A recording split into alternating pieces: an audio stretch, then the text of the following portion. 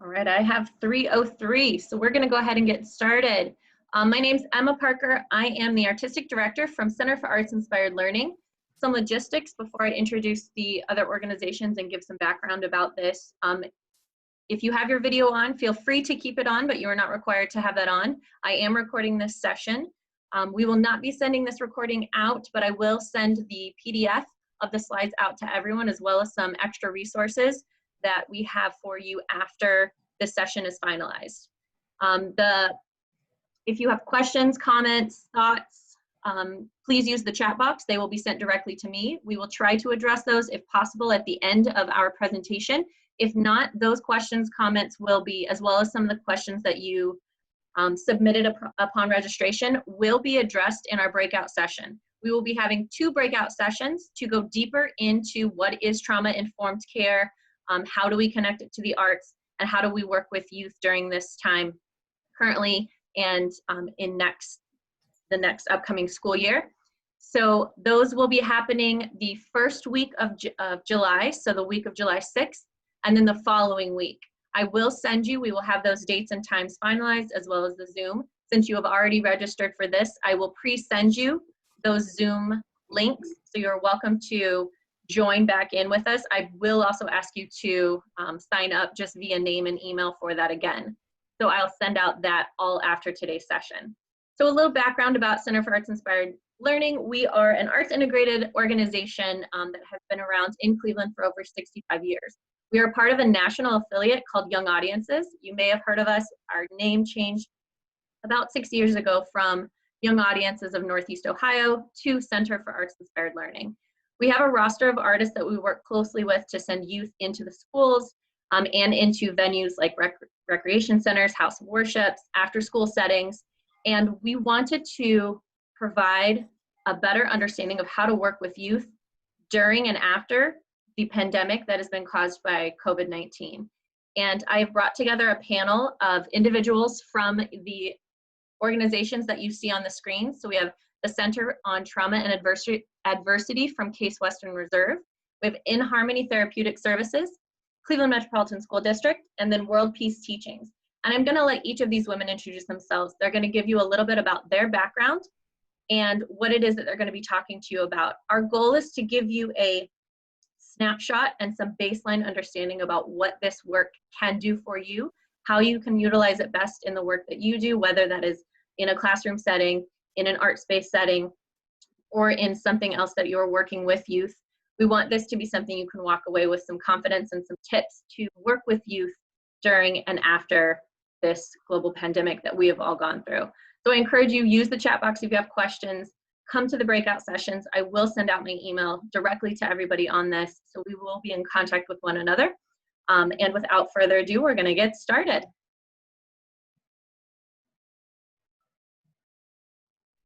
Oh, maybe we're not, sorry, technical difficulties. There we go.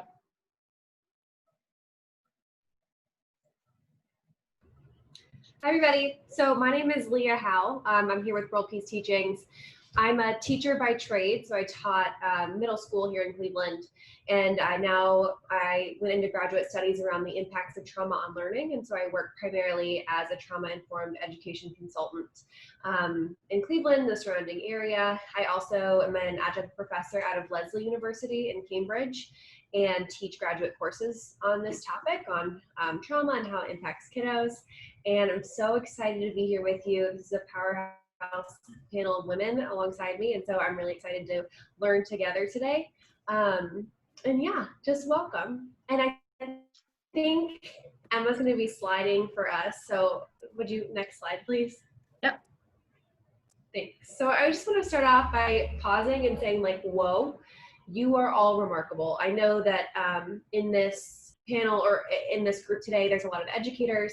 There are a lot of people who do counseling and therapy through the arts, and you are all just incredible. And I have been in complete awe of educators and of everybody who has adapted like crazy over these past few months.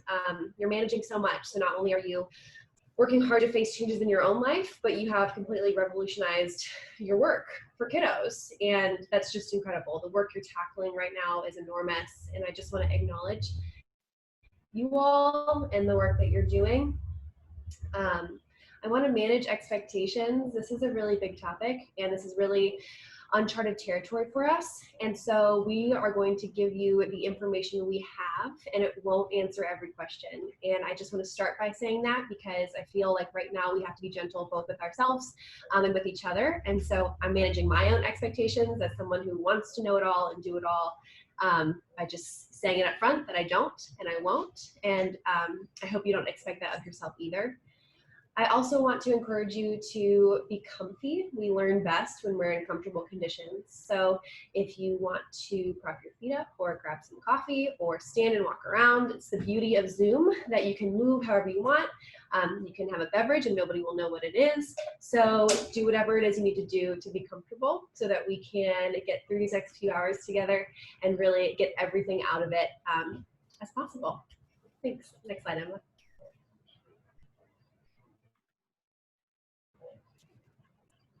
It's changing on your screen. Oh, thank you. So what I want to focus on today is how could this pandemic cause a trauma response in students and adults, and what do we do about it? So kind of just covering the basis of what is trauma, what's going on in the world today, and how might that be manifesting in ourselves and in the people that we care, love, and serve, and what that might look like when we go back to school in the fall as well. Next slide. So this is a quote out of NPR, and a recent study that they conducted revealed some really startling insights in the ways that children are internalizing the pandemic and how the experience is manifesting in unexpected behavior. So essentially, NPR sent out a survey and parents responded, and what they said were that they were completely caught off guard by their kids' behavior while being quarantined these past few months. They were caught off guard by extreme shifts in mood, frightening language and thoughts, challenging behavior that they hadn't anticipated or seen in their children before. And while I'm sure many of our kids, I have 2 kids at home, I know many of you probably do as well, while many of them have met this challenge with incredible grit and resilience because that's what kids do, the constant need to recalibrate and learn new things and just not have a normal for such a long ongoing basis has resulted in some significant mental health challenges in our youth, just nationwide. Unlike most major life shifts, like if we were to move or start a new job or any of those things, we have time to prepare and we plan in advance and we think these things through. And this was essentially overnight, a complete overnight overhaul of our lives when schools shut down. Just that sheer volume and frequency of change is really hard for even us adults, even adults who think that they are really zen and they have an amazing meditation practice and who are really calm most of the time. That constant change is really, really hard. And so let alone for kiddos, especially if they have a history of trauma or chronic stress. Next slide.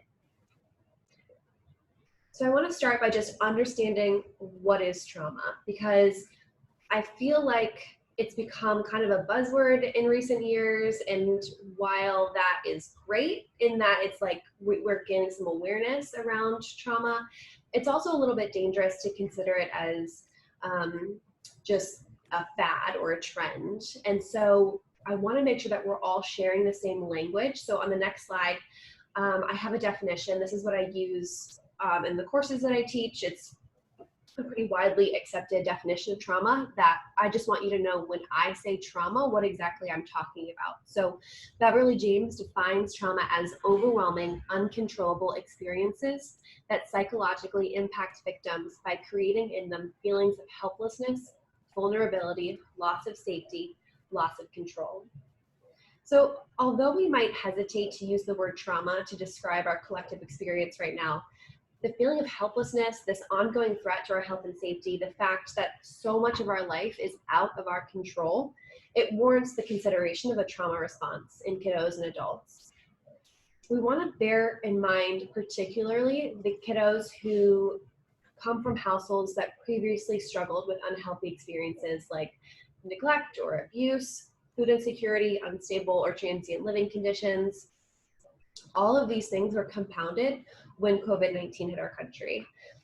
And I just want to pause here and hear me when I say that it is not your job to fix all of that. It is not any of our jobs to fix all of those problems. That's a burden that we can't bear, nor should we. But what we can do is we can work our tails off to understand what's happening in our students' brains and bodies and prepare to love and serve and support them as best as we can when we get to do that. Next slide. I include this quote to just remind us that although the current pandemic is uncharted territory for us all, we have the benefit of a history of research around chronic stress and trauma. And so this COVID-19 is new, but trauma is not, and neither is stress. And so we are going to use what we know from decades of history and apply it to our contexts now. Feelings of helplessness, loss of control, abrupt changes in routine, the fear that we're experiencing on a day-to-day basis, these things that are associated with trauma are applicable in this context that we can use prior understanding and research to utilize. And so I'm going to give you the best information that we have, the research that we have on trauma, and then you, using your incredible intelligence and your unique expertise, are going to apply that to your unique context. I know we have lots of different people with lots of different jobs and backgrounds, and the great thing about this information is that it can be used regardless of where you're coming from. So just take what you learned today and then think, how do I apply this to my world, to my classroom? When I work with teachers, we often get responses a lot that are like, well, I can't, or my principal says, or, you know, this person has control. And what we just say is you get to control what's in your hula hoop. So focus it, stand in your hula hoop and just do what you can in your little hula hoop. And so that's what we're going to do today. Next slide. I'm going to provide a little context of trauma. So the ACE study, which I wish we were together in person so we could like do a raise of hands to see who knows about it, because I'm assuming some of you, likely most of you probably do. But it was a seminal study done back in the 90s out of California, and ACE stands for Adverse Childhood Experiences, and it has provided insights on the impacts of trauma for years. And people in this field have been using this study to provide context for a long time. And basically what we learned, some just big takeaways. If you want to read the study, I encourage you to do it, but things that we can take away from the study are that trauma is common. This is not some standalone thing that only happens to some people. This is super common. In fact, we can probably assume that at least 64% of us have had at least one adverse childhood experience. We also learned that these experiences rarely travel alone, which means they happen in clusters. So if we've had one adverse childhood experience, it's likely that we've had multiple. And another big takeaway, the last big takeaway, is that the ACE score, so the number of adverse childhood experiences we've had, has a strong graded relationship to numerous health and social and behavioral issues over a person's lifespan. So we know that these things are connected. The prevalence that we learned from the ACE study, the fact that unfortunately trauma is pretty much ubiquitous across all areas of life in America, means that we can't just isolate our traumatized kids. We can't just have a trauma classroom where those special kids go and we have these great things. Like it's everybody, and we need to do what's best for everybody, assuming that we have all gone through something that has invoked those feelings of helplessness, loss of safety, loss of control in us. The way that looks in each of us can be very different, but the understanding that we've likely all, and all of our students, all the individuals that we love and support and care for have gone through something helps us to normalize the fact that this is true for pretty much us all, especially after this pandemic. Next slide. So I want to look at the physical and neurobiological responses to stress, anxiety, and trauma. So we're going to look at how it manifests in our bodies and in our minds and our behavior, and then a little bit about what we can do about that. Next slide. Because many of us are educators, We're not the traditional classroom educators. I know you're all educating humans in some way. That's what you're all doing, or else you wouldn't be here. And so we know that teaching children has a whole lot more to do with their whole being than just relaying academic content or just giving facts about something. We have to consider kiddos as whole humans, right? So when we consider trauma, I find it most helpful to do that through a whole child lens. It recognizes that learning with whatever it is that you're teaching takes place in the context of relationships, a sense of safety, connectedness.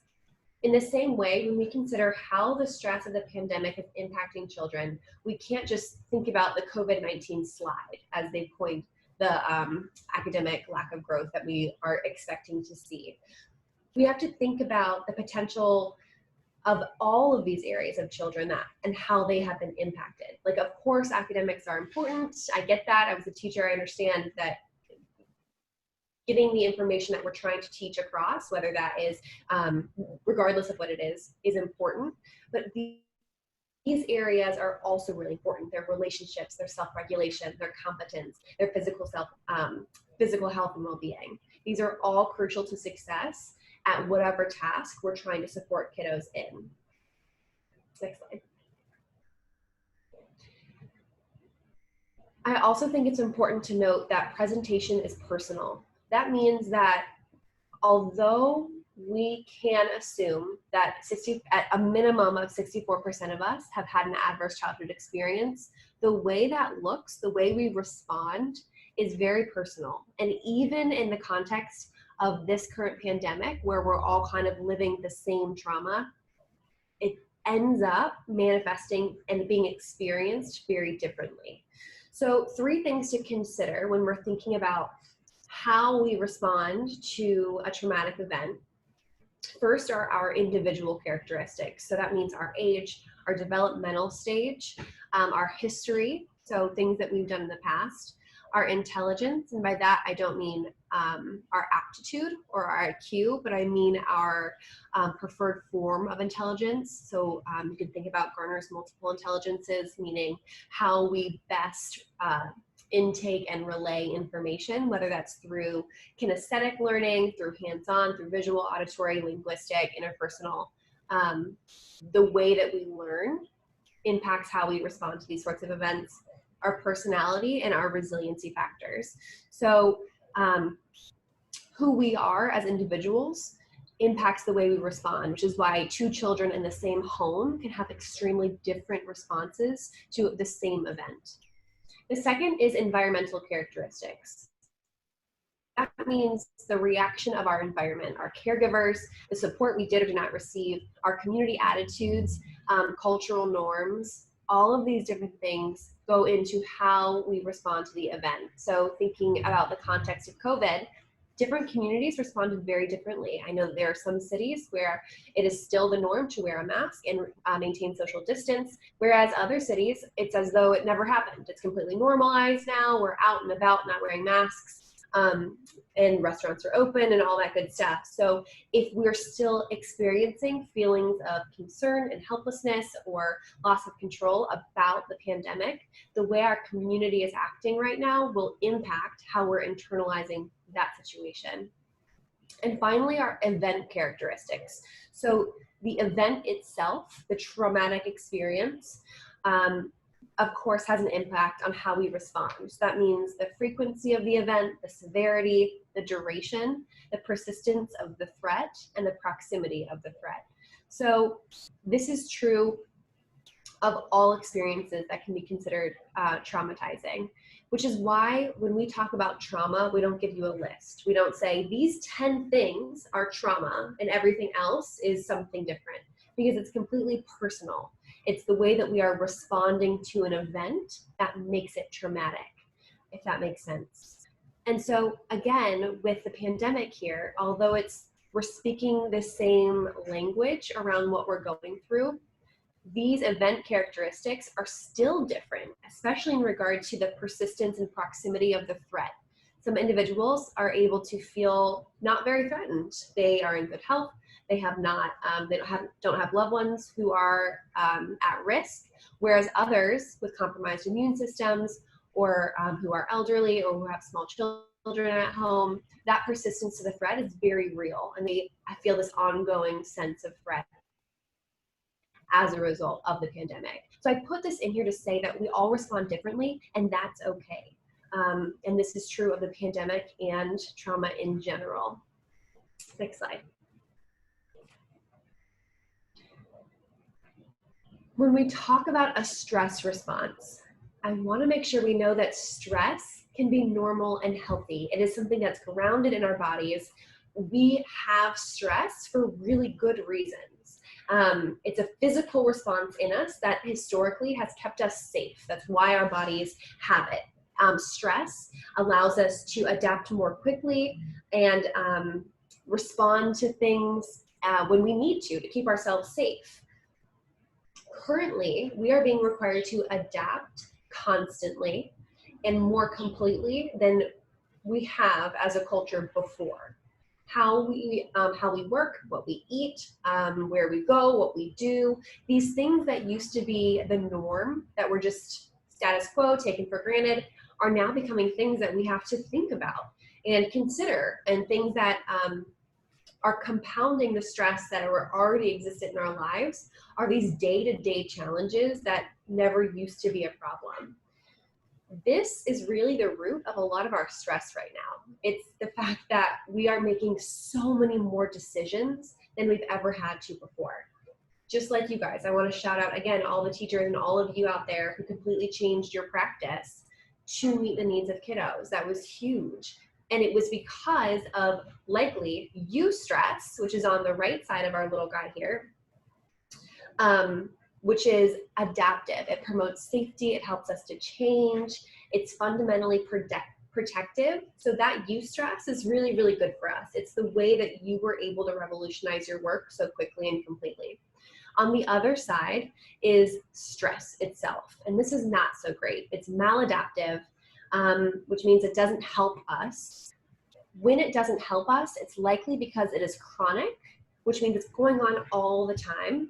It's disproportionate, which means that our size of response does not match the size of the problem, or it's compounded by previous trauma. So this is negative stress. It is not helpful to us, and it has a lot of harmful impacts on our bodies and on our minds. And that's where many of our kiddos are living right now, because they can't step out of this current situation. So they're no longer in this positive, adaptive, fundamentally changing eustress space. They are now on the other side, which is just this chronic, disproportionate stress that they don't have the skills to step out of. Next slide.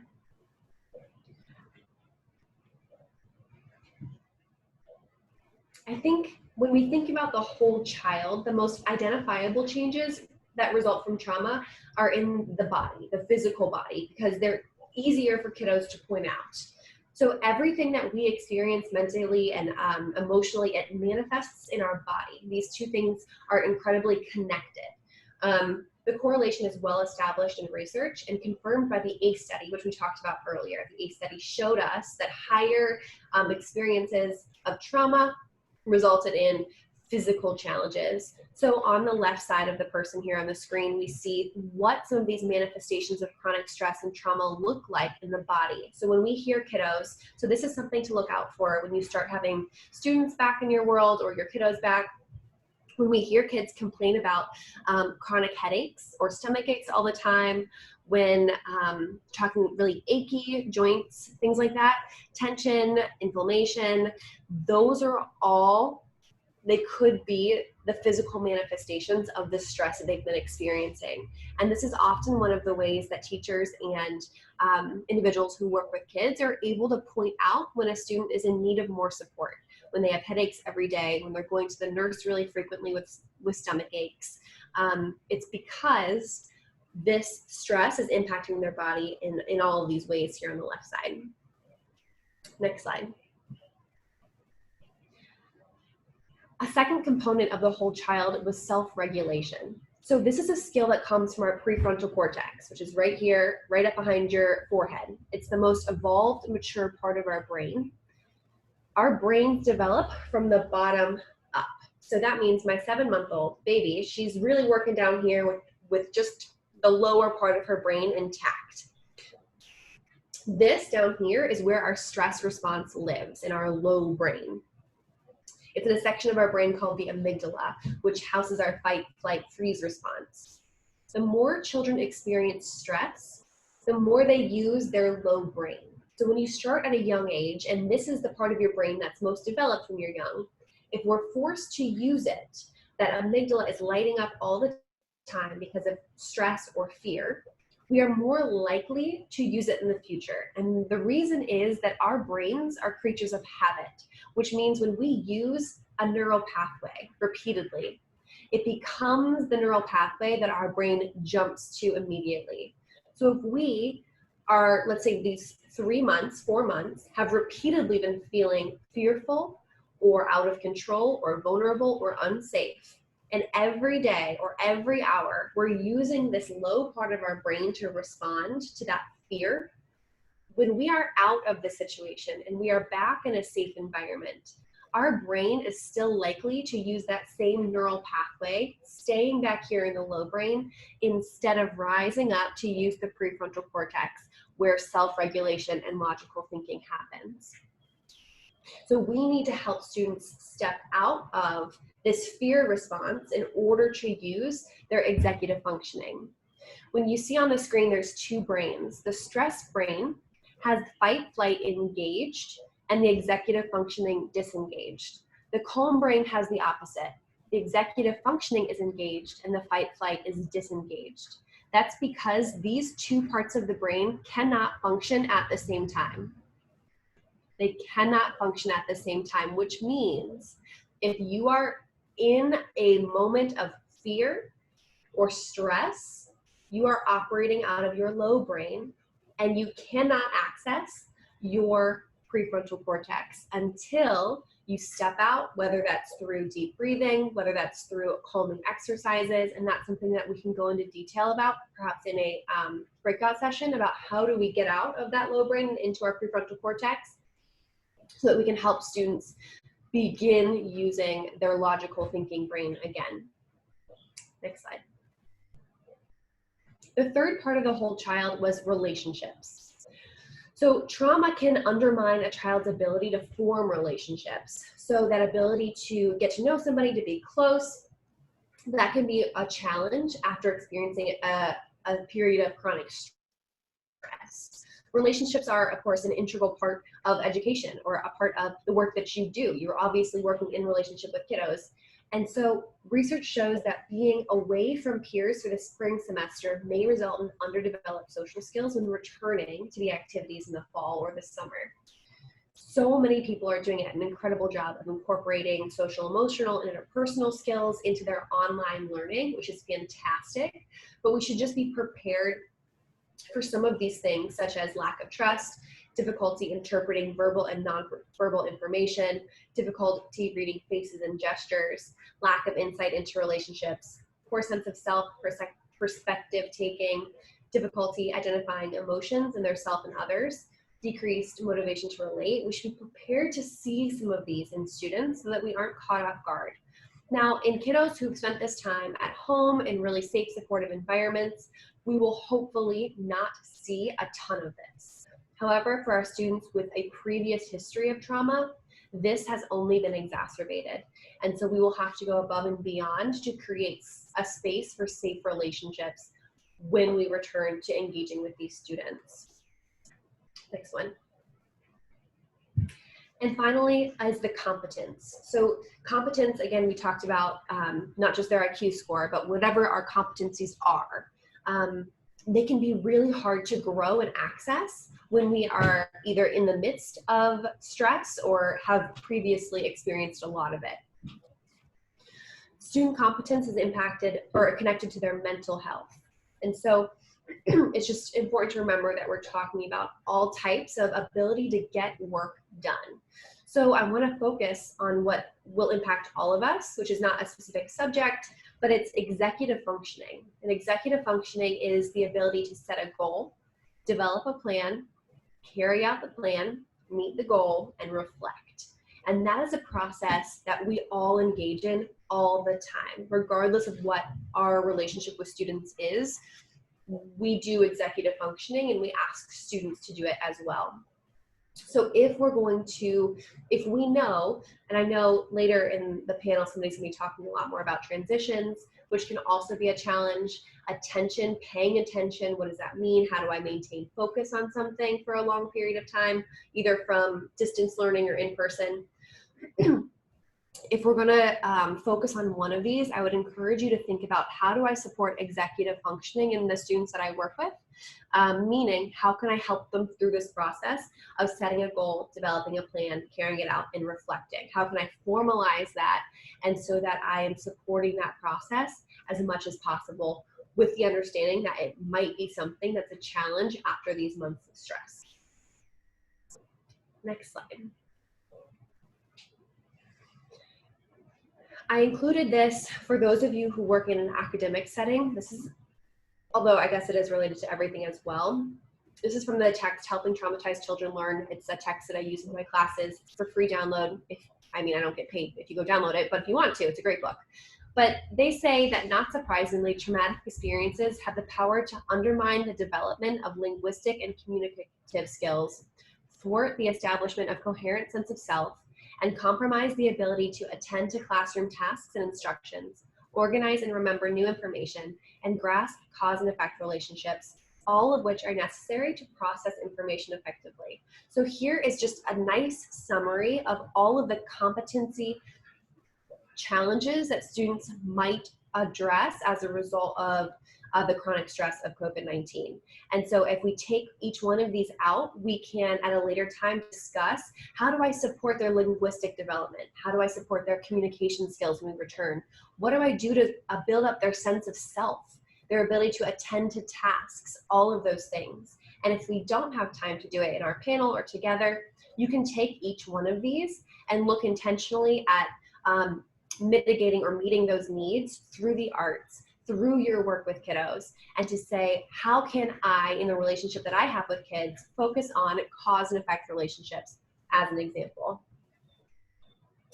And then on the next slide, which is almost done, almost last one, I want to provide a systemic approach to addressing these impacts.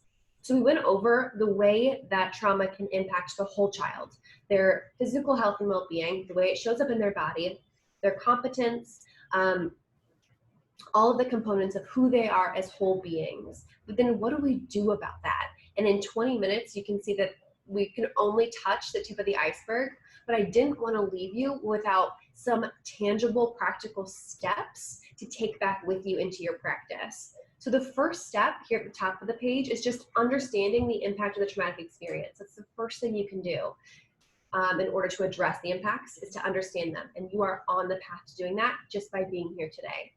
The second is supporting the whole child. So going back to that slide, looking at all 4 components of the whole child and intentionally creating plans to address each one of those for whenever you return to whatever your work with kiddos is. The third is helping students feel safe and loved. Safe physically, safe emotionally, safe spiritually, safe mentally, and loved both by themselves, so that's self-love, as well as by you and by the others in your community. Connect students to the school community or to your community at large. So connect them with others. Think tangibly about, how can I build connection among students from peer to peer? How can I build connections from adult to peer? How can I build that into my practice? Provide structure and consistency. Kids are going to need far more structure and far more predictable routine when we return to our activities. So bear that in mind and plan ahead for it. And finally, I know I just talked about structure and consistency, but flexible and innovation, being flexible and innovative are going to be really helpful and necessary as we continue to work with this unknown that we're walking into in the fall. So knowing that we've got to be flexible, we've got to be innovative, and the fact that creativity is what supports new ideas and new work and can really be one of the biggest factors in mitigating the impacts of trauma, is this creative thinking that we all have this incredible opportunity to do right now. And last but not least, because I know that my part isn't super fun, like getting to talk to you about how trauma impacts kids isn't the fun part. And I don't like I am someone who I want to be joyful and I want to spread good things, but I also this is my field of work, is understanding trauma. And so on the last slide, which Emma, if you can hit, I just want to encourage you that that was a lot of information that kind of feels like hard, like not fun. But Bruce Perry, who is one of the leaders in trauma and studying and understanding its impacts, reminds us that there is no more effective neurobiological intervention than a safe relationship. So at the very least, if you walk away with nothing else from that whole spiel, know that your safe relationship with students is mitigating the impacts of trauma in their brains and in their lives. So if we can do nothing else, we can provide that one single safe relationship for one student, and you are doing something, you are making a difference. And so I want to leave you with that. My next slide has my contact info if you want to reach out.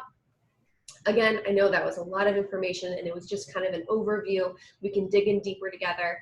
My email is there. It's leah.howe@worldpeaceteachings.com. And I look forward to continuing to work with you and learn from you and learn here together today. So thanks so much for being here. Thank you so much, Leah. Again, just a reminder, if you have questions, thoughts, things that come up as each one of these panelists are speaking, be sure to utilize the chat box. I am frequently checking those and taking notes. And if we have time, we will address those at the end of today. If not, they will be certainly addressed in our breakout sessions in July. All right, next we're moving on to Erica. Welcome. Hello, how are you? My name is Erica Johnson. I'm a doctoral student in organizational behavior at Case Western Reserve University in the School of Weatherhead, School of Management. And I'm also a fellow at the Center on Trauma and Adversity at Mandel School of Social Applied Sciences at Case Western. And so I'm integrating my previous professional experience as a human resources professional for about 11 years. I worked in human resources, organizational development, have a master's in HR, but I always loved mental health at the same time. And so while I was working, I noticed that most of the employees' issues they would come to me with was more holistic. It wasn't really about their work performance. It was about what was going on in their personal life. And then a lot of previous traumas would come up. And so I decided to actually quit my HR job to get a master's in social work. So now I'm a almost fully licensed social worker where I practice psychotherapy at the same time. And so my research is actually on trauma of employees in the workplace, more so looking at adverse childhood experiences and how it impacts workplace functioning. So today's topic will go into secondary traumatic stress, indirect trauma for those frontline workers, and what are some organizational and individual level practices that can happen. And so this picture is actually, I like it because it's a depiction for me on how we're expected to go into the workplace. So we may go into the workplace with our mind full of everything that's going on, the heightened racism going on in the world right now, along with the pandemic, along with all our personal problems, everything else. But then to the right is how we're expected to function in the workplace by just being mindful, like performance is all there is. And so basically, how do we get the workplace to understand that we're cycling back and forth between the two, and how can leaders implement practices to help us, manage everything that we're going through. Next slide. And so we come from the SAMHSA's framework of trauma. Sam says the Substance Abuse and Mental Health Services Administration. And so they look at trauma, kind of like what Leah alluded to, which is very thorough. Looking at trauma as an event. It could be one event or series of events that occurred to a person along the lifespan, their experience of the event. So how did they make meaning from the event? So there's primary appraisal of, is this a threat? And then there's secondary appraisal of, what does this mean to me? And the third type of appraisal is the coping strategy. And each individual is different. So what is the specific individualized experience from that specific event? And then what are some of the effects? So some of the effects could be short-term or long-term. We could go to the next slide. And so in this, there's different forms of trauma that can occur among workers. Interestingly, one of the researchers from the Adverse Childhood Experiences Study through Kaiser Permanente and Center for Disease Control back in 1997, did a study looking at how it impacted adults' workplace functioning. So adults who had like up to the highest level of adverse childhood experiences experienced more workplace challenges through somatization issues, absenteeism rates, and just interpersonal issues in the workplace. And so that can be exacerbated when you're working on the front line with clients and children who may have trauma experiences as well. It may trigger and heighten past trauma within the worker. And so there's different forms of stress and trauma. So for example, burnout is more so depersonalization, emotional exhaustion, and lack of confidence in your skills. And that's more so specific to the job. You don't have to come in contact with the client with a trauma history to experience burnout. Compassion fatigue can be experienced when in contact with a client with trauma, where you may be trying to strive to help the client, provide resources and so on, but the organization may not have the proper resources for you to help the client. So you're trying to help the client and you're getting fatigued. And then there's secondary traumatic stress, which I will more so touch on, which is when you may be involved with children, clients with trauma history, but then you start to experience post-traumatic stress disorder symptoms yourself.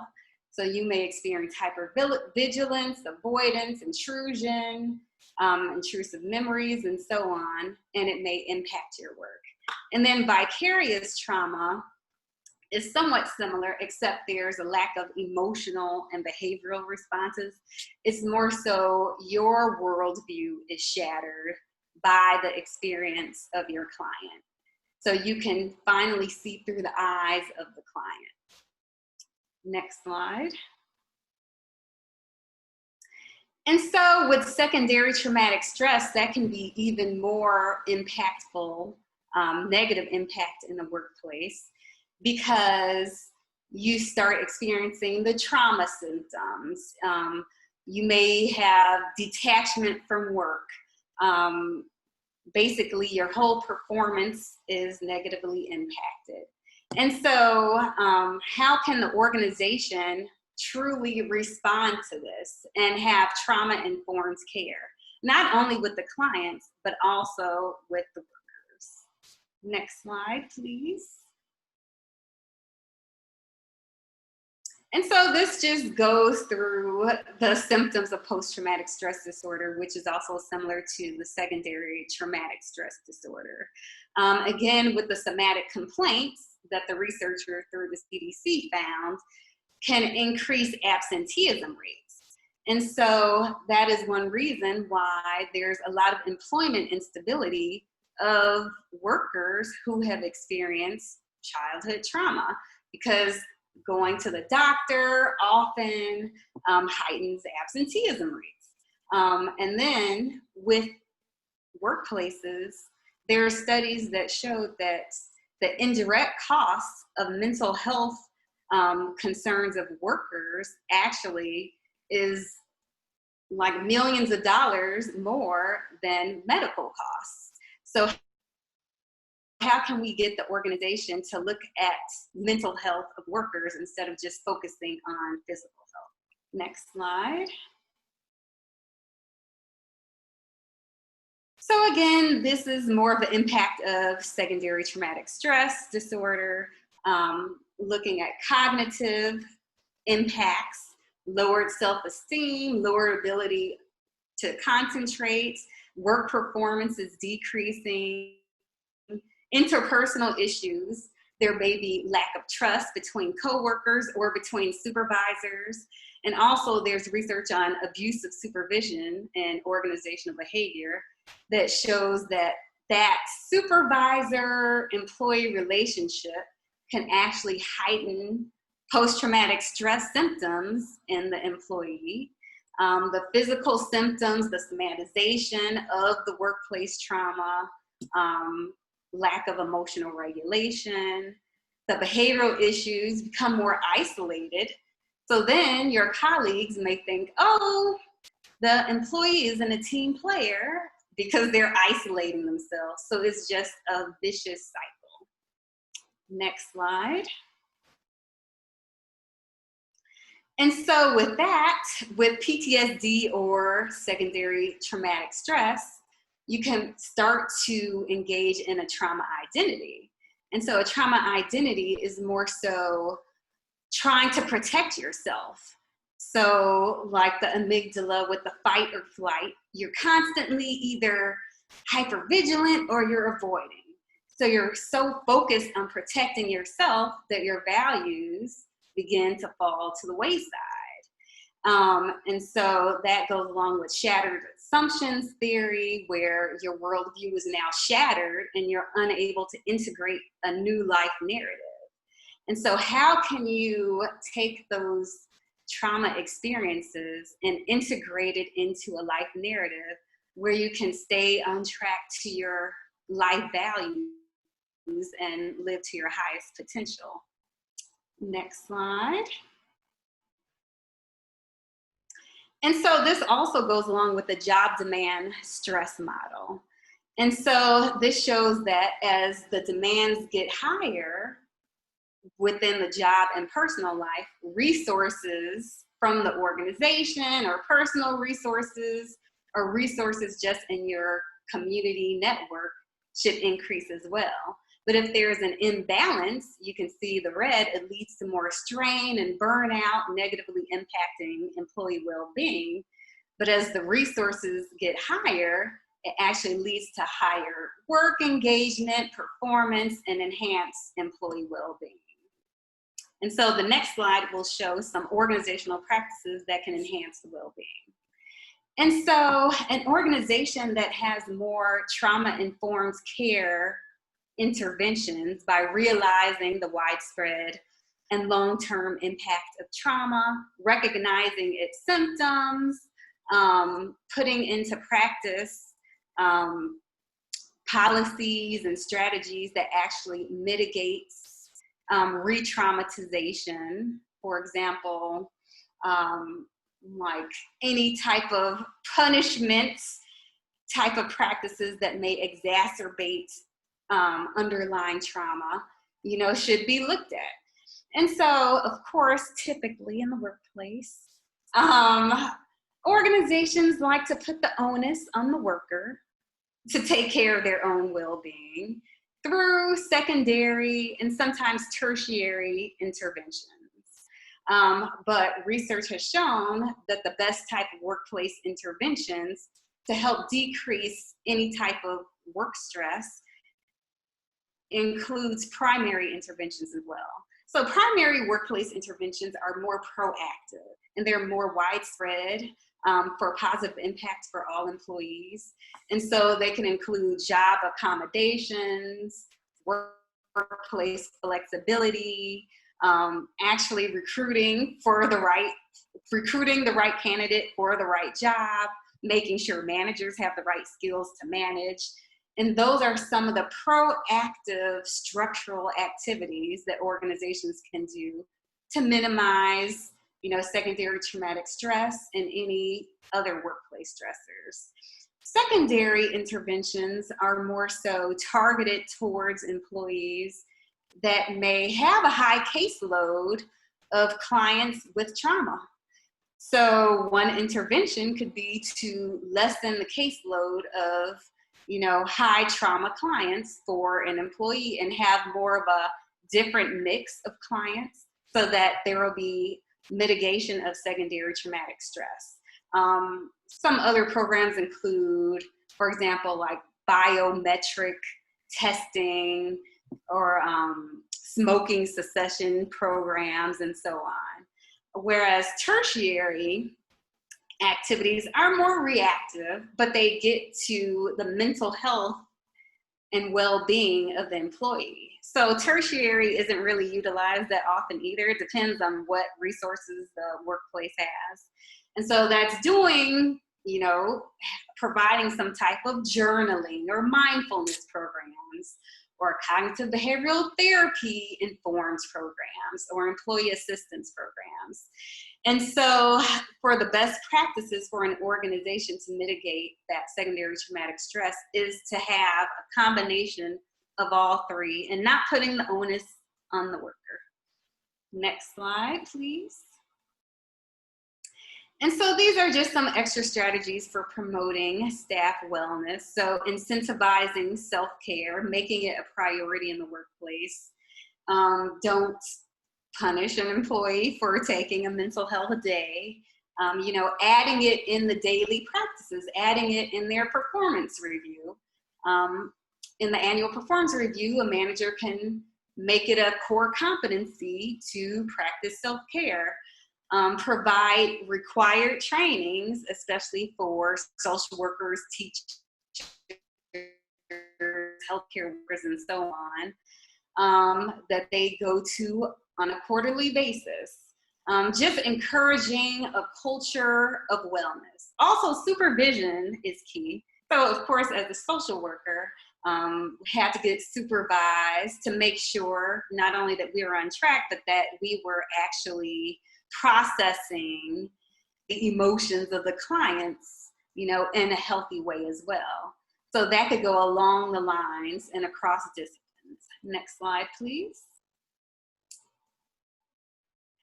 And so if you are a worker who have been experiencing a lot of stress on the job due to secondary traumatic stress, burnout, compassion fatigue, and so on, just be cognizant of the signs. If you're isolating yourself or if your work, is suffering, just know that, you're not alone.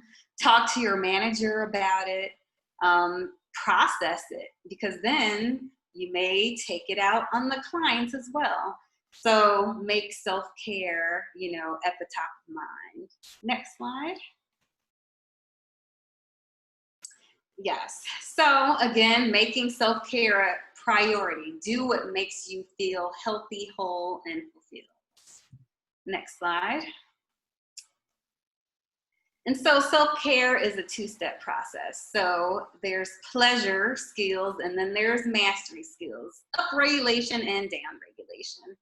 So how can you address both of those needs of healing, downregulation, plus energizing, upregulation, and knowing that both are needed? Yes, it's good to lay in the bed sometimes, but not all the time.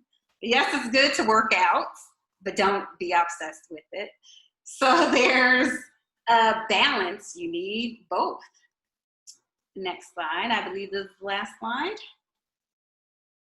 And so this quote really, I wish, was the top and vine of all workplaces, especially now, given everything that's going on in society while still trying to please your clients. So the quote says, "We have an obligation to our clients, as well as to ourselves, our colleagues, and our loved ones, not to be damaged by the work we do." And with that is the end of my presentation. I don't know if I have my email on my slide. but I'm sure they could pass it out if you all have any further questions. And here's some references. Oh, go ahead. It was on your very first slide. Thank you so much, Erica. I wanted to point out quickly before we move into the next one that Leah's reference of clients, she said kiddos, and Erica said clients. As educators and artists, they're those we serve. So I want to make sure that you're understanding as the language may change, the individuals we're trying to care for are the same. Whether they're considered clients or kiddos, I call them little ones all the time. We're thinking about the youth or the participants within our programs, whether they're educationally based and or artistically based. So just wanted to point that out. Also, I would like everybody to just take 3 seconds to take a really big deep breath in for yourself, a big deep breath out. If you want to reach your arms up really high, open your fingers, open your eyes wide, open your mouth wide, just to give yourself a second. We've been sitting for an hour now, and we're talking about self-care. And as a dancer myself, sitting is hard to do a lot. So just take a couple of seconds, wiggle your body around, move some things, take a big deep breath as we transition into our third speaker for the day. All right, so Miss Charlotte, she's gonna speak with us. And she had assistance from an individual, her name was Lynn Ward. She has worked with Center for Arts Inspired Learning several times on special education programming. And I just wanted to make sure to also point that out, but Charlotte is the one that's gonna be speaking for the two of them. So Miss Charlotte, take it away. And don't forget, use that chat box if you have questions or comments.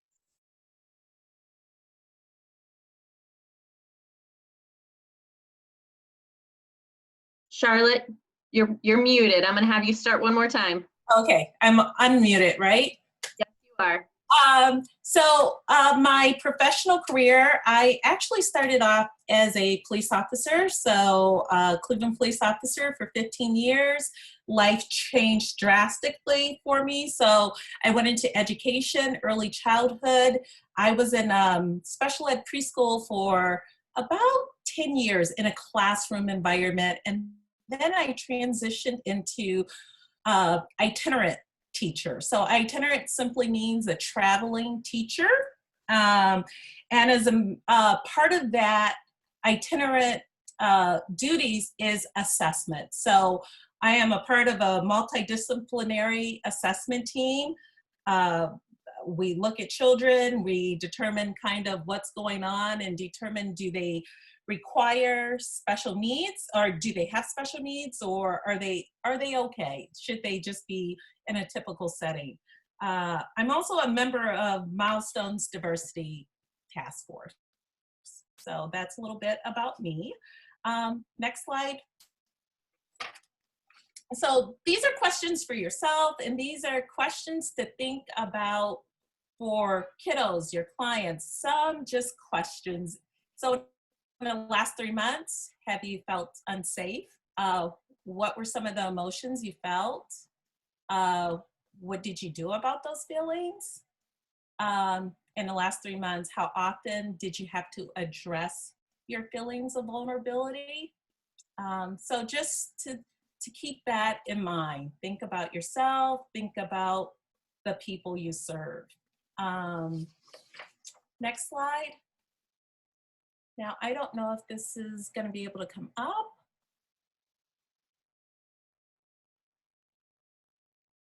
Do you want me to play it yet? Yeah, you can play it. All right. If this gets lagged while it's uploading, I will send it via email.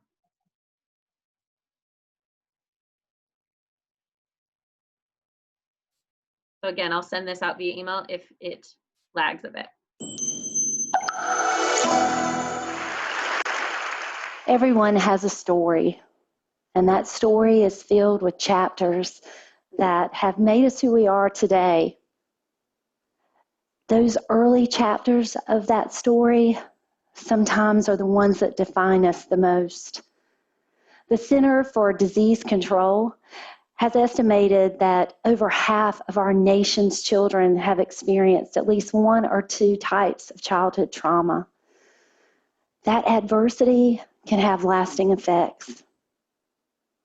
When I began to have opportunities to speak and advocate for students and for teachers, I found myself uniquely positioned to be able to speak about childhood trauma. But I had to make a decision first. I had to decide, did I want to just share the bright and shiny parts of my life? You know, those ones that we put out on social media that makes us all look perfect? Or did I want to make myself vulnerable and become an open book? The choice became very clear. I'm going to pause that. I heard we were not able to see that, so give me 1 second.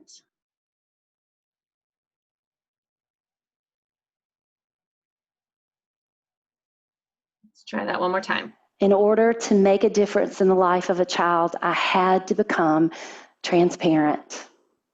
So I made the commitment to tell my personal story. And this story is filled with people that have loved me and taken care of me and grown me and have helped me overcome and heal.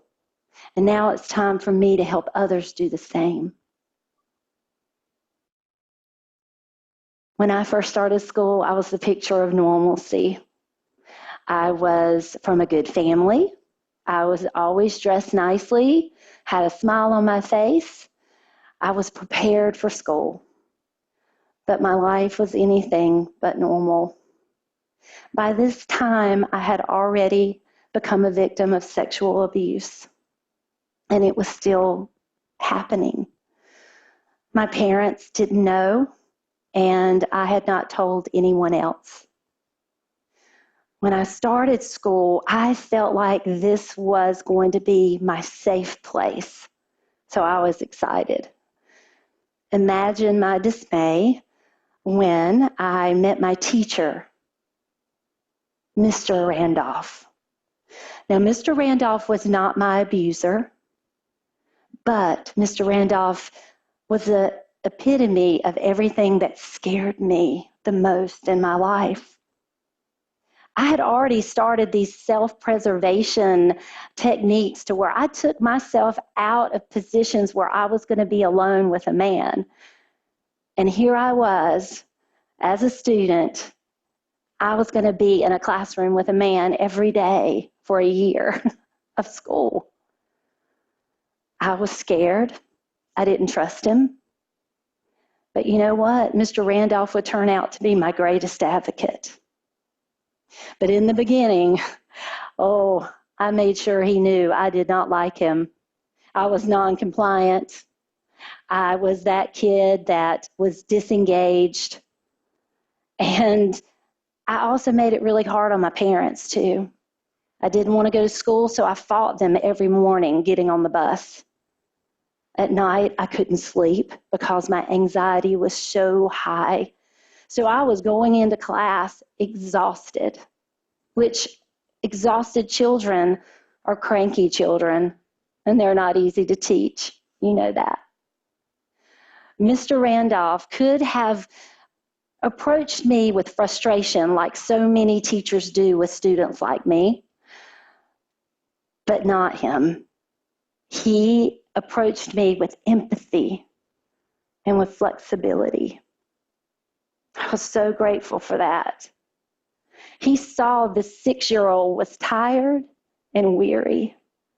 And so instead of making me go outside for recess, he would let me stay in and take naps because he knew I needed rest. Instead of sitting at the teacher table, at lunch he would come and sit with the students at the student table.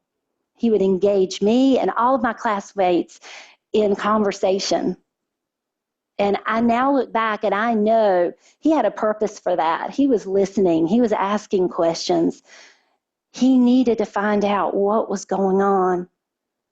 He built a relationship with me. Emma, you can He earned my trust. And slowly but surely. Give me just 1 second. Let me move back over to our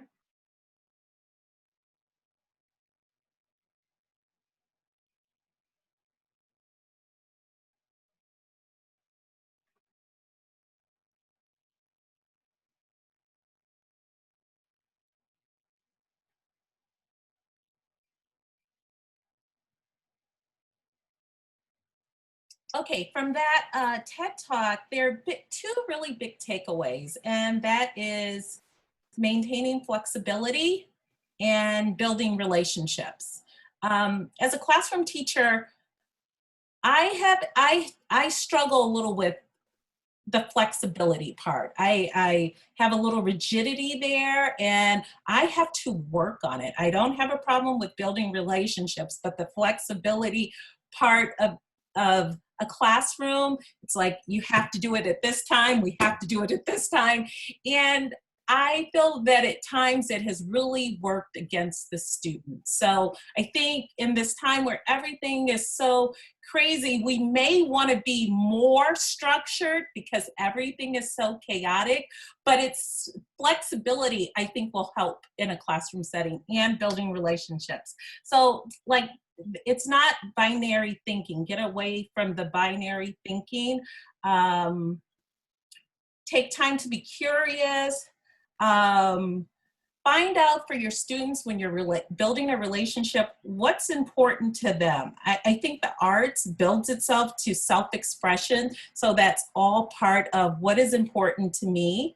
I think that's gonna be helpful. What flexibility and relationship build when you're going into a classroom, and I think that works across the gamut for early childhood and much older students.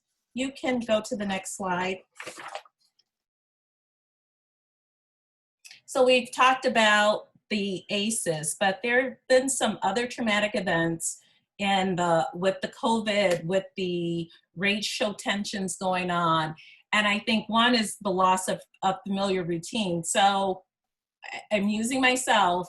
It was all fine and good for about a couple of weeks. And then it was like, what do I do? Like, and then when we had to go back to doing work, I struggled with how do I work from home? Because I've always worked at the office. How do I work from home? It took me a while to figure it out, and it was not easy. It was not, I thought it would be easy, but it was not an easy process. Not being able to see your teachers, extended families, that is loss. I think of our little preschoolers, and they had this routine, they went to school, they saw their friends, and all of that went away. Hearing about the pandemic on the TV and radio, I don't know what homes are like developmentally. I know it's hard to understand, but for me, I had to stop because it was causing so much stress and anxiety. It's like, at some point, I cannot watch it anymore. And I hope that our young children are having homes where those things are monitored, how much you're hearing, how much you're seeing. The next one is losing someone to the COVID and not being able to grieve properly, not having a chance to say goodbye. That has happened to people that I know, and it's really hard for them, you know, and think of how that looks through the lens of a young child. And the loss of the ability to visit familiar neighborhood landmarks. We were really thinking about this, especially while the protests and some of the rioting was going along. How did that affect communities? So I have a little story, and I thought about that. You can switch the slide. So I grew up right around the corner from Huff, and in 1966, during the first riot, I was 3 years old. Knew nothing about it. The next riot, 1968, I was 5 years old. Knew nothing about it. I'm trying to remember, I get the 3, but the 5 I knew. So I called my older brother. My brother is about 7 to 8 years older. And I asked him, I said, do you remember that? He said, yes, I remember that. And I said, oh, so how is mom and dad acting? He said, mom was terrified. She was terrified of this whole experience. And so you think, how does that impact parenting? I don't remember it, but she's like, she was very nervous, Charlotte.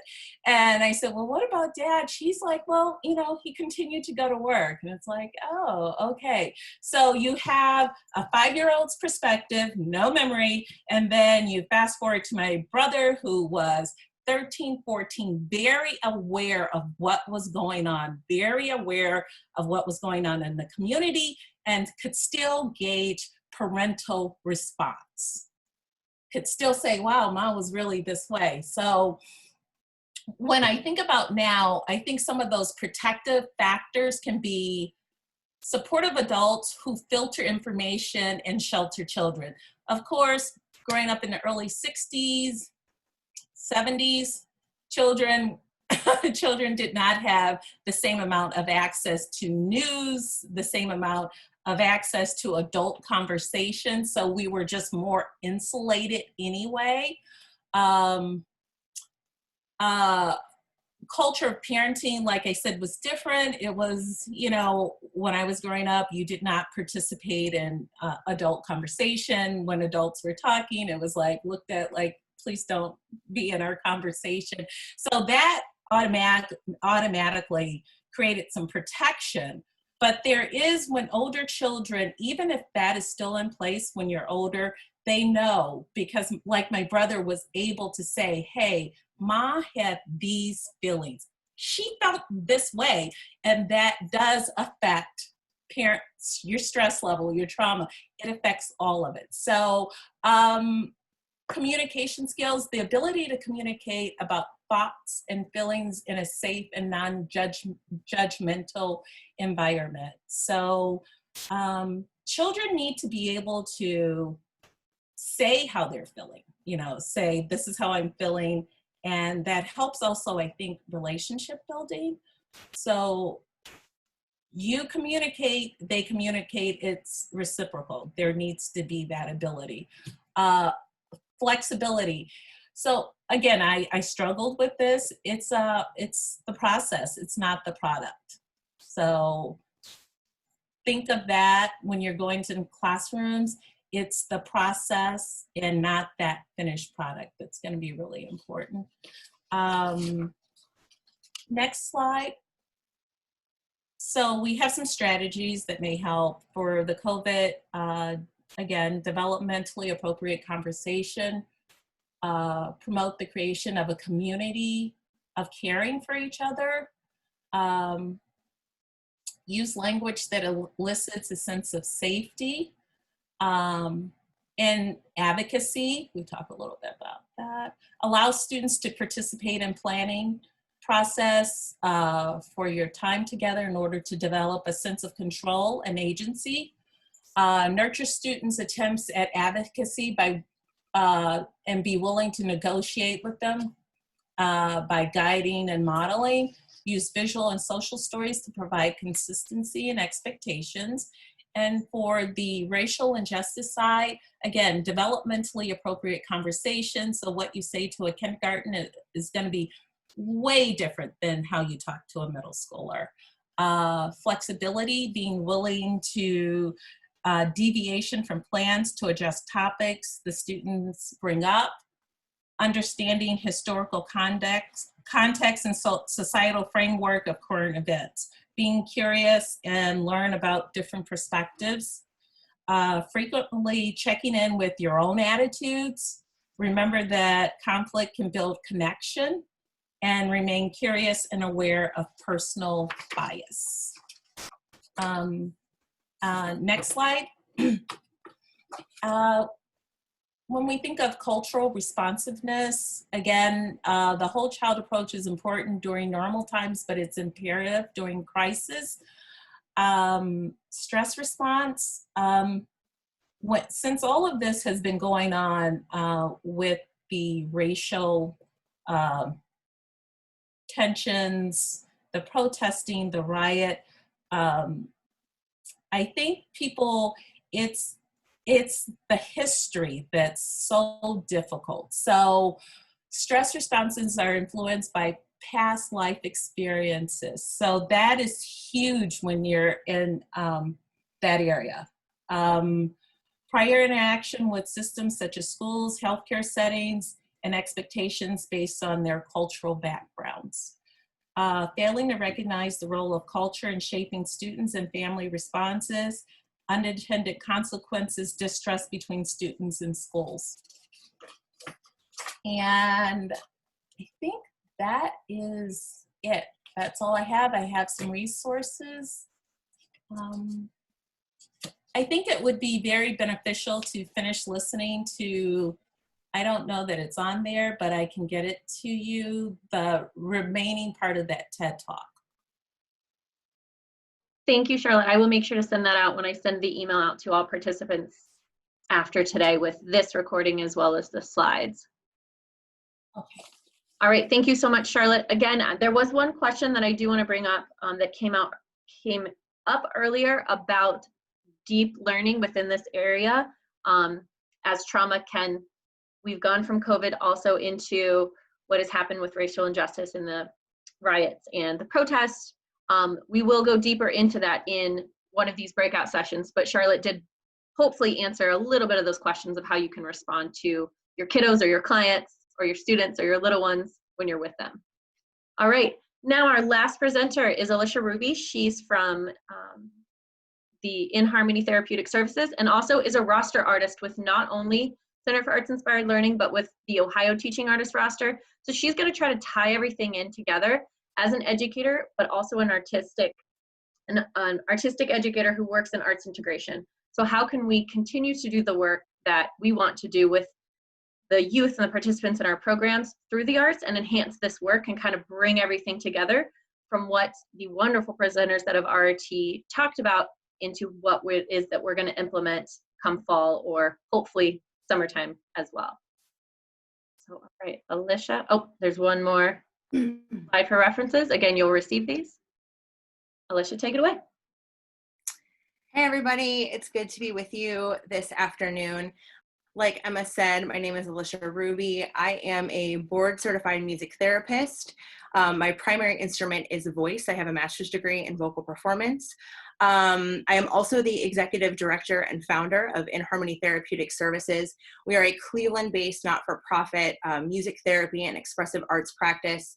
We specialize in using trauma-informed supports combined with music and other expressive arts to help students learn, grow, create, and heal. So next slide, Emma, please. So I just want to kind of give a little bit of an overview of what we learned. And we have learned a lot in 1 hour and 20 minutes. So how's everybody's brains? Feeling a little full. I get it. Take a breath. We're almost done. This is the last piece. This is like the culmination of everything that these wonderful women have talked about. And then we're gonna talk more about this in the breakout sessions. I wanna just say, like Leah said, with managing expectations, there is no right way to do this in your practice. There's no prescription that I can give you. There is no template I can say. What you choose to do for your practice is going to depend on you. It's going to depend on your program. It's going to depend on the kids. It's going to depend on the day. It's going to depend on the moment. My goal here is to give you a very general overview, some tools, some context to get you to maybe start thinking about some of these things as you look towards incorporating some of this into your practice, okay? So we've learned about what trauma is. We've learned about how trauma can affect children, and in particular, how it can affect the ability to form positive relationships and how it can impact the learning process. We've learned about how trauma manifests itself in children and the various ways that happens. We've learned about secondary trauma.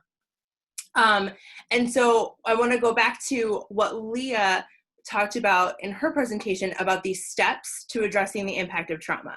So congratulations, welcome, good work. You're in step one. We're understanding the impact of the traumatic experience on the whole child. Woo! Okay, now we've got to connect that and work towards supporting the whole child and helping the child feel safe and loved and connecting with the students and providing structure and consistency while also being flexible and innovative, which sounds really counterintuitive. And we're going to talk about that. And so what I just want to say, next slide, Emma, you're doing great work. Your work as artists is important. In times of crisis, people turn to art.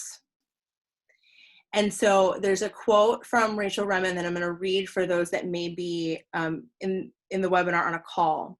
She's a doctor, and she says, at the deepest level, the creative process and the healing process arise from a single source. When you are an artist, you are a healer. A wordless trust of the same mystery is the foundation of your work and its integrity. You're doing good work. You're here. You've got this. Okay? You've got this. Okay, Emma, next slide. So in the registration, there was the opportunity to ask some questions, and there were quite a few questions on, but wait, I'm not a music therapist. I'm not an arts therapist. Where's the line between therapy and trauma and trauma informed? And it's really confusing. I can't speak for other expressive arts therapies. I'm only going to speak to music therapy and art standards or practice. As a music therapist, I have to meet certain criteria for my programming to be considered music therapy. One of the biggest components to that is there's a clinical and evidence-based approach, okay? It's also being provided by someone, myself, who has completed a music therapy program from a nationally recognized program and received a nationally recognized board certification. So I don't want anybody to think that all of a sudden you have to do music therapy. It's not what we're talking about. Or dance therapy or any of the other expressive arts therapies. It also leads us into this discussion about trauma-focused versus trauma-informed. So trauma-focused would be programming that's developed with the intent to help and empower individuals to process through and heal from trauma. There is an intent there that is the desired outcome. There is hopefully, a clinical approach to that work. Most artists that are doing arts integration programming are not living in the number one, the left side of the screen. What you are living in is this trauma-informed world where programming is developed and an environment is created with the intent of meeting goals unrelated to trauma. So, we're talking about this learning gap that's going to be felt when kids go back to school. And we're being asked to think about how our programming can connect with literacy standards and math standards, okay? So you're developing a program and you're connecting with math standards, but you also acknowledge and understand how trauma affects children, and you're thinking about and using supports to meet all children where they are, okay? We also know, next slide, Emma, that the arts are inherently promote well-being, okay? We know that they can reduce anxiety around sharing, disclosure of information. It can be an opportunity to express what's difficult to talk about or verbalize. They can foster deeper connection and understanding. They can increase self-esteem, socialization, and self-awareness. This one, number 3, directly connects to Ohio Social Emotional Learning Content Standards. We know that the arts can foster feelings of competence, resilience, and hope. If we look at Leah's definition from the very beginning of what trauma is, that loss of safety, feelings of loss of safety, vulnerability, helplessness, loss of control, competence, resilience, and hope, that directly combats the felt effects of trauma, okay? It arts can also promote opportunities for growth and making meaning, and that's very important as an individual processes through trauma. So when you're thinking about your programming, and we know that they have this therapeutic value, and you're going to use trauma-informed strategies so that you're better able to meet the needs of all the children,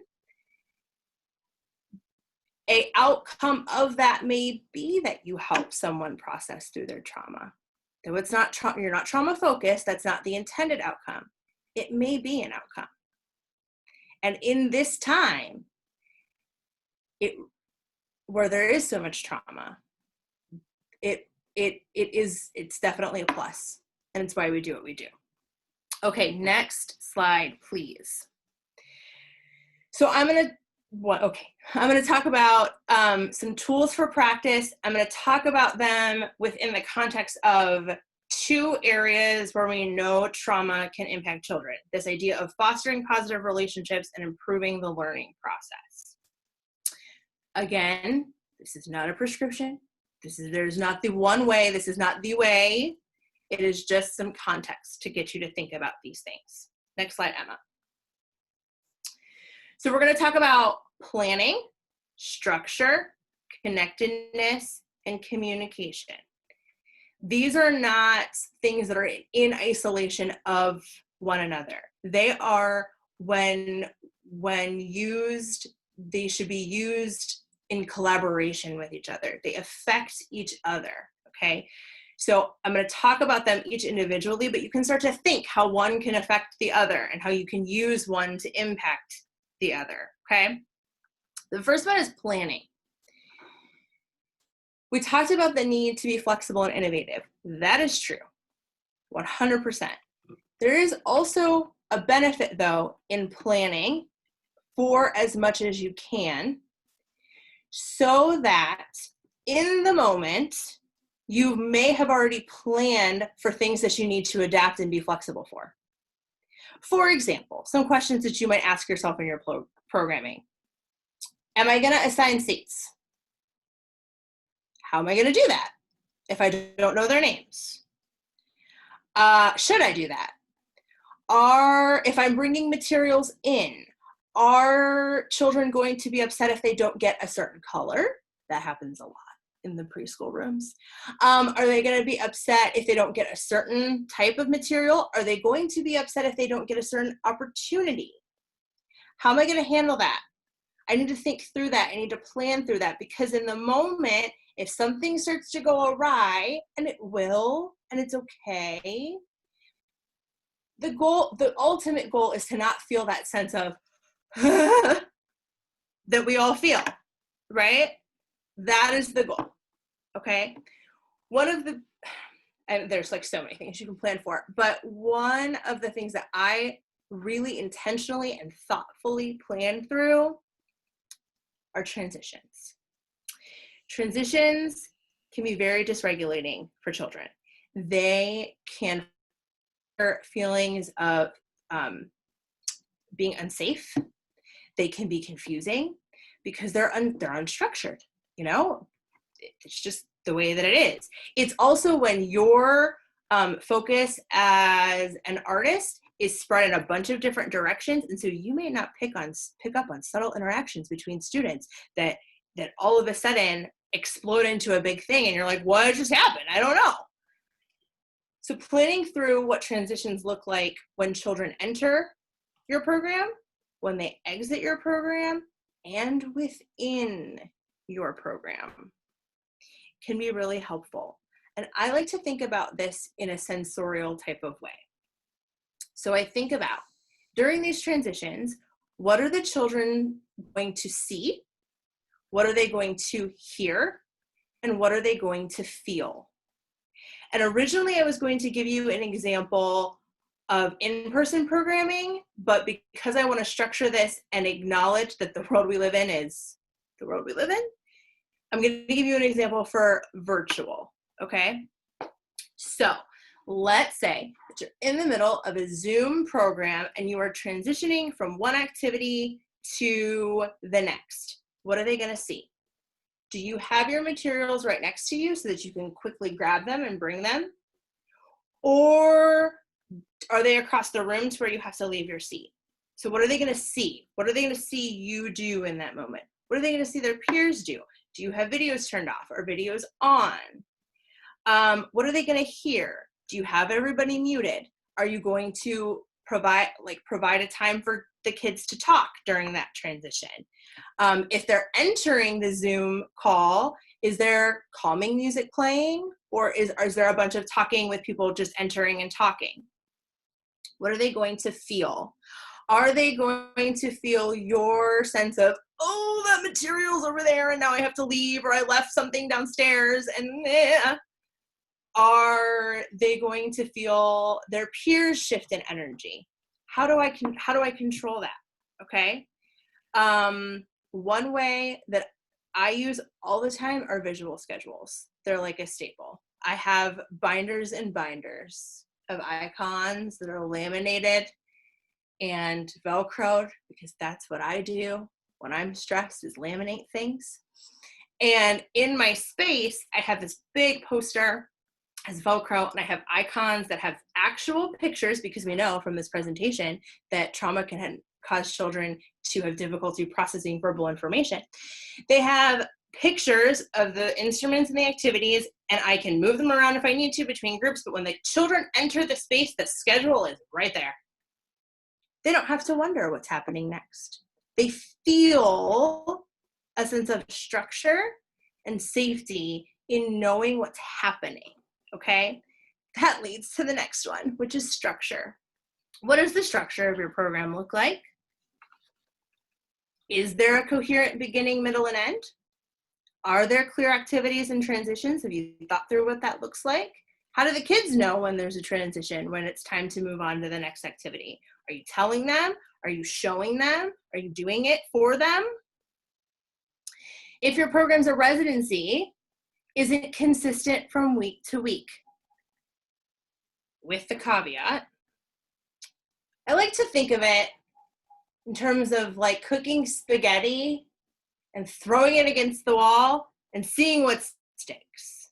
At some point, you just try the thing and you see what works, right, in your program. If it's not working, if the spaghetti is not sticking, one must go back and reevaluate the spaghetti and make adjustments, okay? However, if things are working, we can be consistent in the structure of the program and the residency from week to week, because it fosters a felt sense of safety. I don't have to do that brain work of wondering and being anxious about what's going to happen in this program, because it's the same from week to week. Maybe different activities, but the structure is the same. If your program is a workshop, is it a consistent structure? Do you know what's going to happen? That's helpful. If you know and you've planned out what's going to happen, that's going to create in you a felt sense of security and safety, and the children are going to feel that too.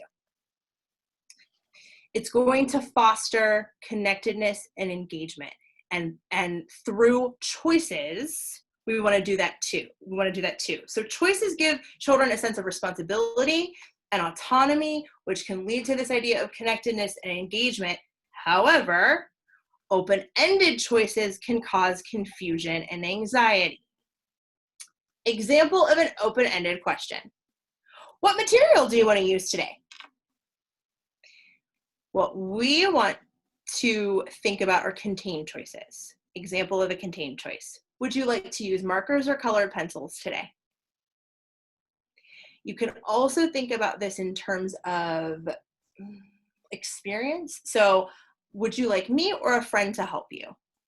Would you like to hear this song or that song? Would you like to use the computer before we do this activity or after?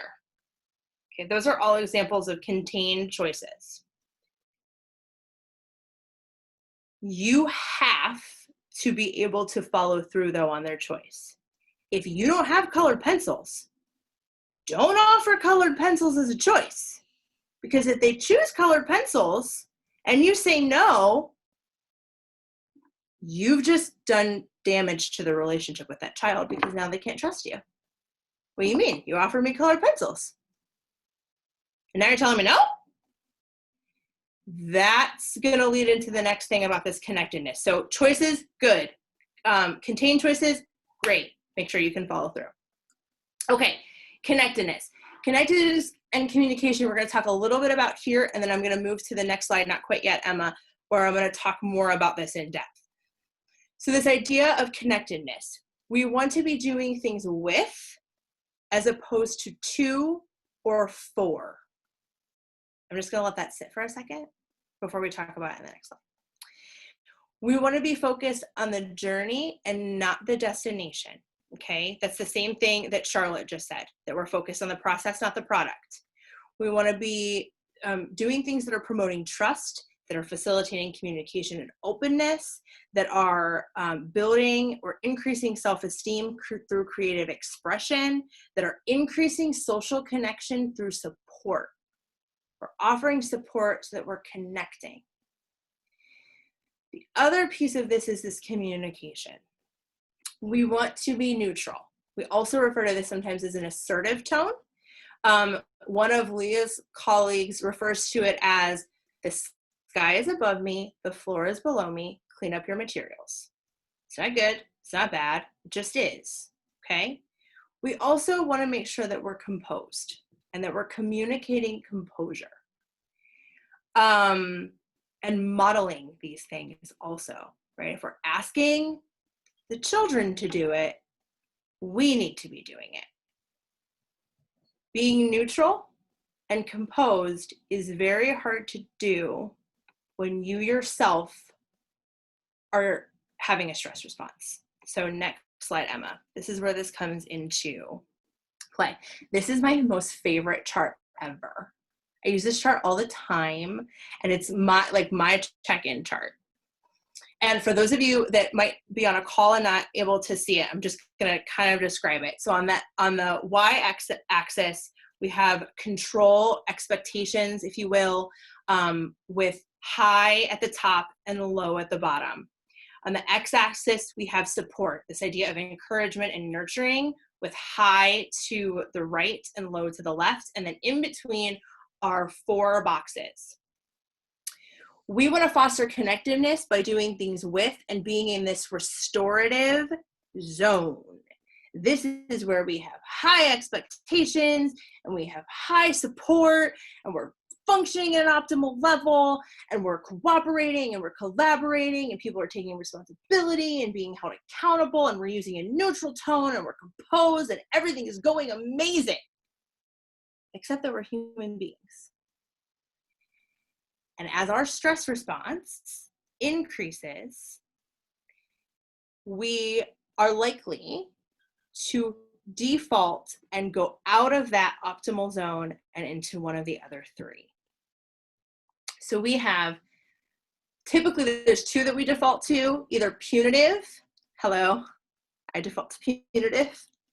This is where we're doing things to. This is where we're using an aggressive communication tone. This is where we are blaming. This is where we are stigmatizing. This is where our expectations are high, but our support is low. I see this in myself pretty much on a daily basis with parenting my child, because after the 5th time of asking him to put on his shoes, I default to, I've asked you to put on your shoes 5 times. What is wrong with you? Just put them on.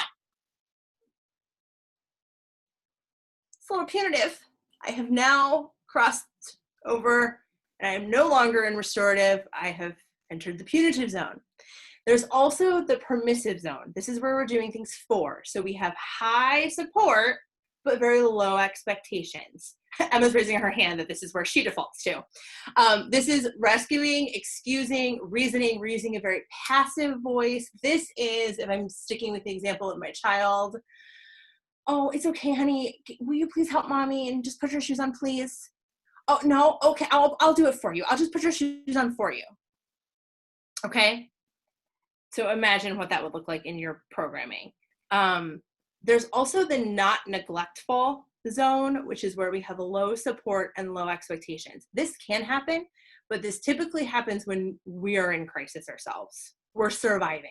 Something has happened and we do not have expectations. We are not providing support. We are just surviving, okay? And so that can absolutely happen. We want to be in that restorative place as much as possible. But we know that we're not going to be.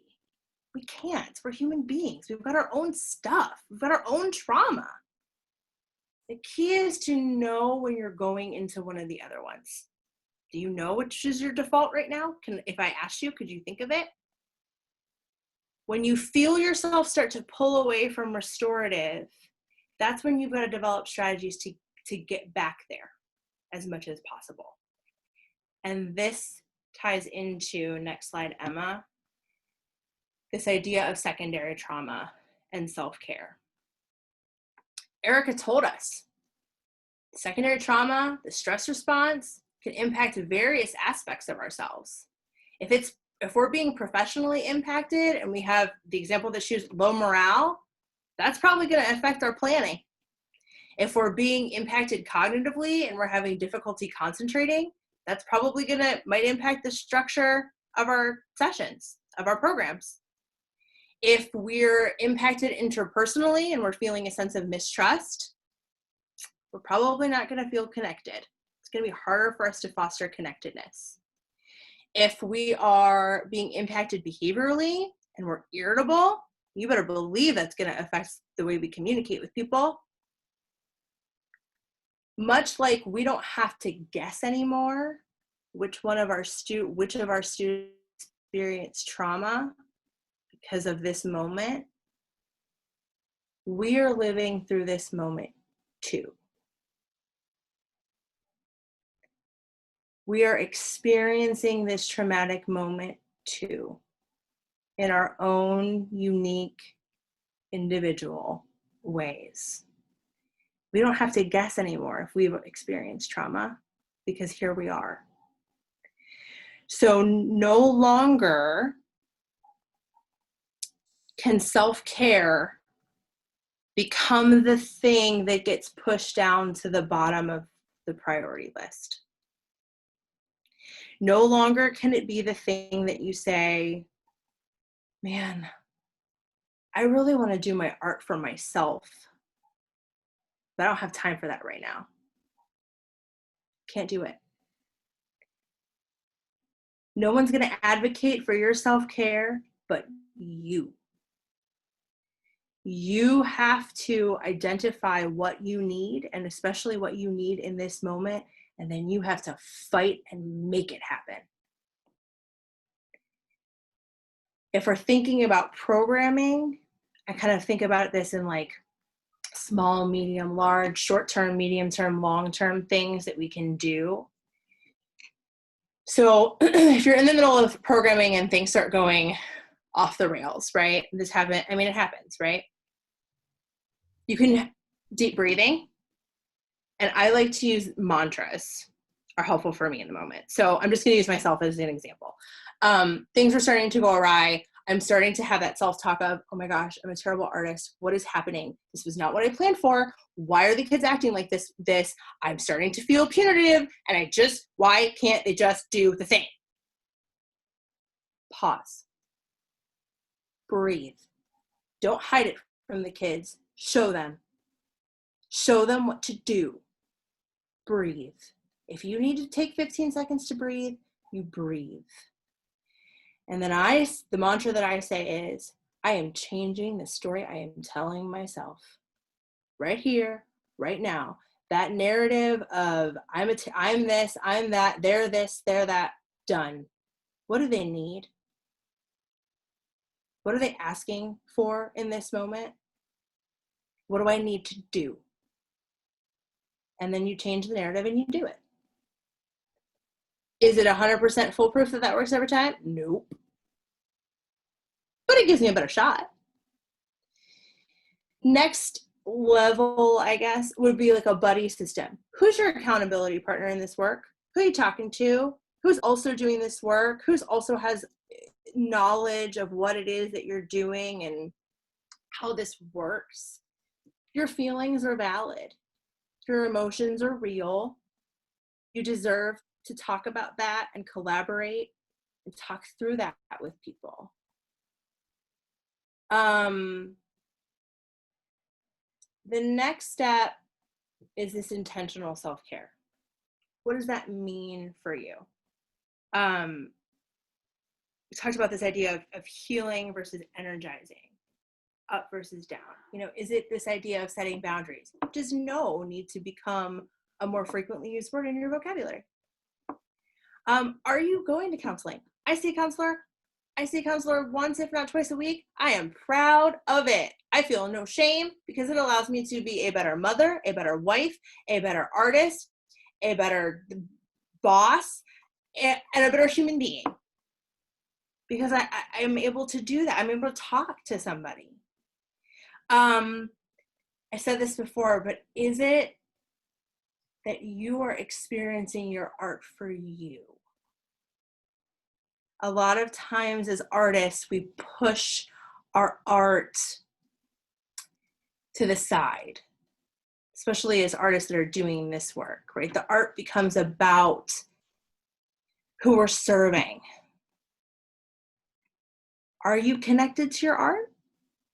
When was the last time you felt that thing? And I know that every artist in this call is saying, they know what I'm talking about when I say the thing. When was the last time you felt that for you, not for anybody else? If that's what you need, you go do it.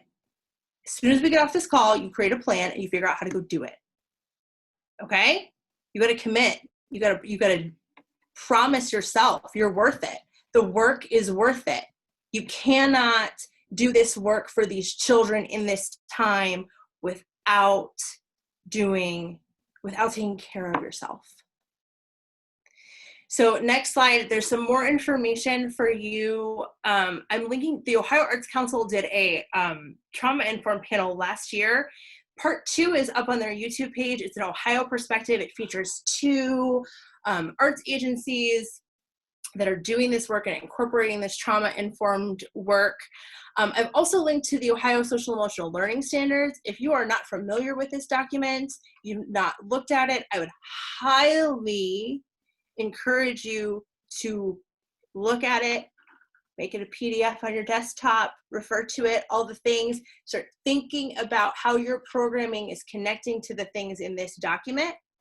Commit to doing that, commit to planning for it. And then the chart that I used, I pulled from this article, Practicing Restorative Justice in School Communities, the Challenge of Culture Change. And I've also included a link that will take you directly to the article. And with that, last slide, Emma, I would like to thank the Center for Arts Inspired Learning for recognizing this moment and putting this panel together with this group of extraordinary women. I hope that everybody has found it valuable. If you have any questions for me, my email is up on the screen. That is my direct email. You can also, in Harmony, that's in Harmony's website. You can also follow us on Facebook and Instagram. We share lots of things on trauma-informed care all of the time. I hope to see in this world that we live in, a lot of you at the breakout session. And my hope is to be able to take individual questions about specific things and kind of talk through the thought process of some of that. And so I hope to see some of you there. Thanks, guys. Thank you so much, Alicia. Am I still muted? Not muted, right? You guys can hear me? Okay, great.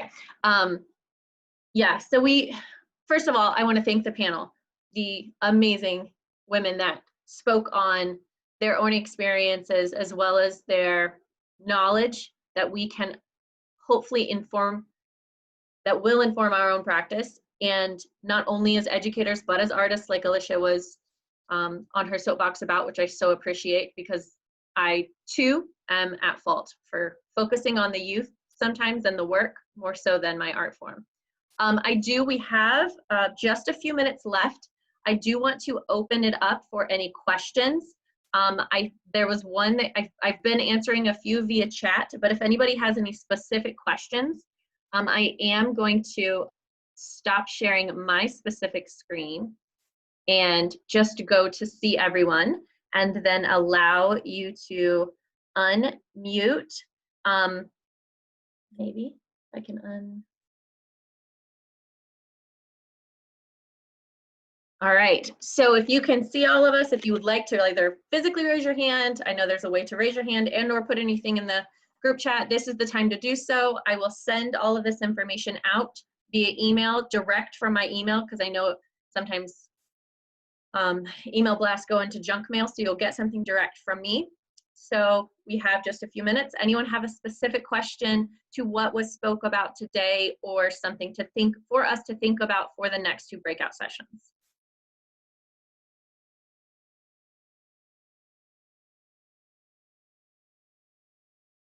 Looking through all my, we covered it all. Phenomenal. Let me check my chat. Okay, if you think of anything, that was a lot of information. So take the time, debrief in what that was. If you took notes, read those over. If you do think of other things, feel free to reach out to me. You will get my direct email. It was already on the screen. Oh, I'm sorry, one just came in. So I want to make sure that we address that, or addressing online interactions more. How can we implement this when we are dealing with teaching online? So I'm assuming you mean how can we implement this work of trauma-informed care when you're online? That was touched about a little bit, but does anybody from the panel want to address that specifically before we leave today?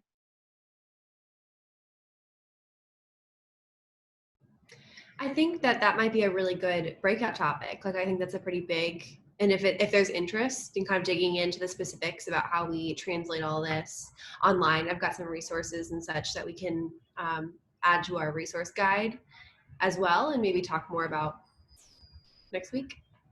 That sounds perfect. Thank you, Leah, and for your question, Jen. So again, we will have more breakout sessions. The first one will be the week of July 6th, so be on the lookout in your email for that date specific and that time. It will most likely be in this same time frame. And register for that. Think of any questions.